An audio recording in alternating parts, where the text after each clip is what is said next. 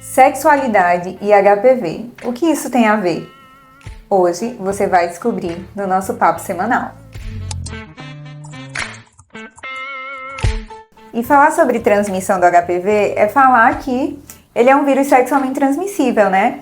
E eu percebo que muitas vezes ali no consultório, quando o paciente questiona como adquiriu esse vírus, e a gente fala sobre isso, que é um vírus transmitido através da relação sexual, muitas vezes a gente vê o brilho ali caindo, sumindo na hora.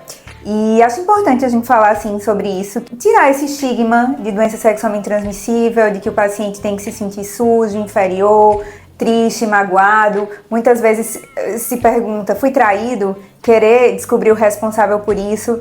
E acho importante também a senhora falar um pouquinho sobre isso, trazer o lado que a senhora vive também, enfim, né, na parte da ginecologia pra gente. Quando é nessa encrenca de peguei com quem, fui traída, geralmente a gente não tem o poder de decidir. Uma coisa muito importante que eu gosto de dizer para minha paciente é que na hora que ela tem a doença, não necessariamente a doença aconteceu naquele momento.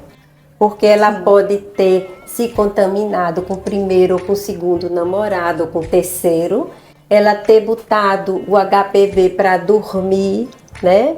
E ficou neutro, e lá na frente ela teve um estresse e já estava casado com a outra pessoa, e que naquele momento não necessariamente essa outra pessoa contaminou ela nesse momento. Pode ser o vírus daquele primeiro namorado ou do segundo que acordou e deu doença naquele momento.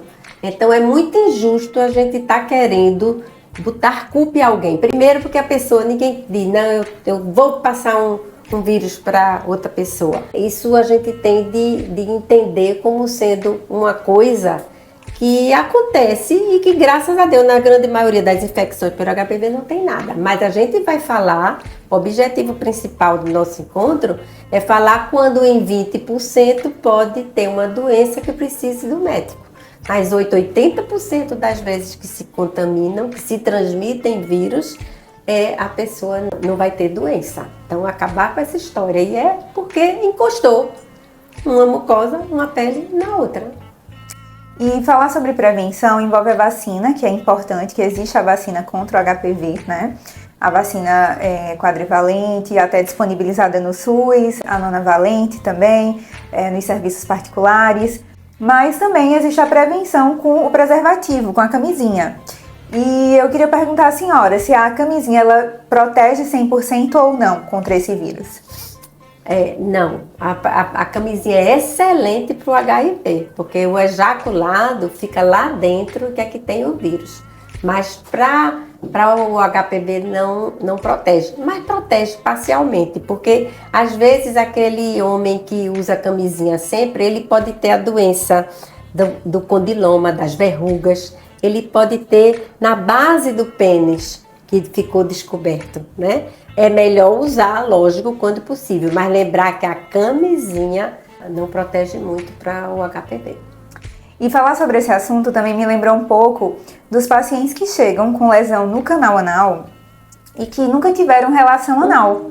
E aí vem aquela angústia também. Às vezes um homem, por exemplo, eu só tive relação sexual com uma mulher, nunca transei com um homem e tô com as verrugas, as alterações ali no canal anal. Então é importante falar, a contaminação pode ter acontecido inicialmente pelo genital, pênis, vagina, e o vírus migrar para o canal anal e ali desenvolver a lesão. Então, se acontecer esse questionamento, pode ficar tranquilo, porque isso pode acontecer, tanto o vírus vir ali e migrar para o canal anal, como também através da relação anal, com penetração.